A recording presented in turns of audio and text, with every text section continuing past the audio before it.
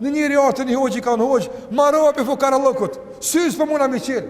I ka të hoqë, vallahi ti e i pasën për s'pë kalzan, vallahi o s'kam pare, kanë vallahi i ki për s'pë kalzan, kanë po vallahi s'kam, kanë mirë, atë në me të kalzu ku i ki paret, thë qatë synin e djallë që përshem me ta, sa pare për mashet, a 10.000 për t'ja për jama, thë vallahi sallu, a përshem që i ki 10, edhe ki tjetërin, me t'i nxje, sa miliona bën t'ja për ta.